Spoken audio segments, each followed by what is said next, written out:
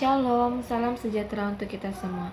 Perkenalkan, nama saya Nanda Olivia Putri dengan NIM 24101005. Saya dari Prodi PKK 1 semester 1. Di pertemuan yang ke-9 ini, saya akan menjelaskan apa itu mobilitas sosial dan perubahan sosial. Mobilitas sosial adalah pergerakan atau perubahan posisi individu atau kelompok dalam struktur suatu masyarakat. Mobilitas sosial merujuk pada pergerakan individu atau kelompok dalam struktur sosial yang dapat mencakup perubahan posisi sosial, status, atau peran dalam masyarakat. Ada dua jenis mobilitas sosial. Yang pertama ada mobilitas sosial vertikal, yaitu perubahan posisi sosial individu atau kelompok dalam hierarki sosial.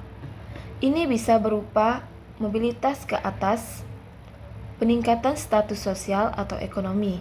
Misalnya, seseorang yang berasal dari keluarga miskin menjadi kaya atau mencapai jabatan tinggi.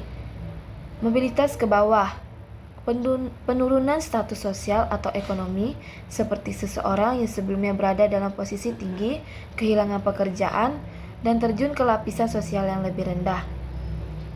Yang kedua, ada mobilitas sosial horizontal, yaitu perubahan posisi sosial dalam kelompok yang setara tanpa perubahan hierarki, seperti pindahan pekerjaan atau berpindah dari satu komunitas ke komunitas lain yang memiliki status sosial yang hampir setara. Mobilitas sosial dipengaruhi oleh faktor-faktor seperti pendidikan, ekonomi, pekerjaan, diskriminasi sosial, serta kebijakan pemerintahan. Contoh pendidikan. Pendidikan sebagai alat untuk mobilitas sosial, yaitu pendidikan memiliki peran penting dalam membantu individu atau kelompok berpindah dari satu kelas sosial ke kelas sosial yang lebih tinggi. Misalnya, seorang anak dari keluarga kurang mampu yang berhasil memperoleh pendidikan tinggi dapat meningkatkan status sosial dan ekonomi keluarganya. Contoh, seorang siswa dari keluarga miskin yang berhasil mendapatkan beasiswa kuliah dan kemudian memperoleh pekerjaan profesional sehingga meningkatkan kualitas hidup keluarganya.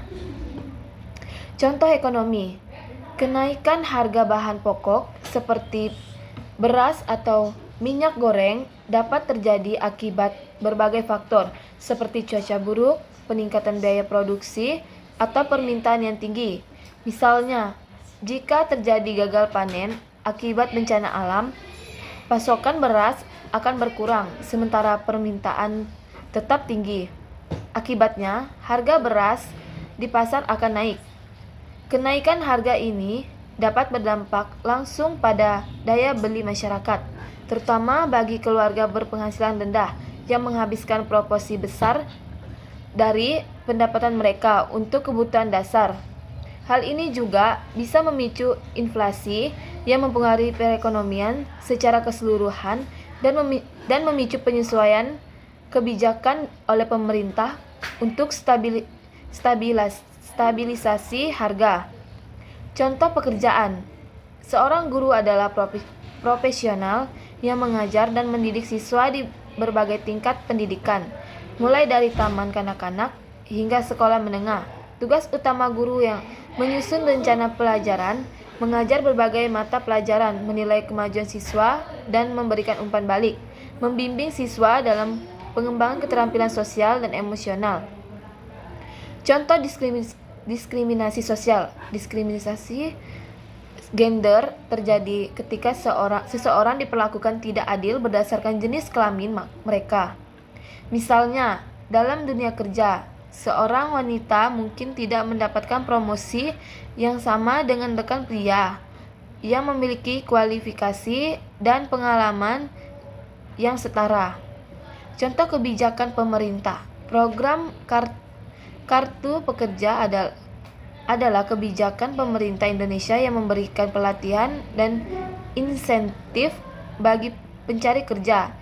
Peserta dapat mengikuti kursus online dan menerima bantuan biaya hidup selama pelatihan. Tujuannya adalah untuk meningkatkan keterampilan dan daya saing tenaga kerja. Sekian penjelasan hasil resume saya. Sekian dan terima kasih.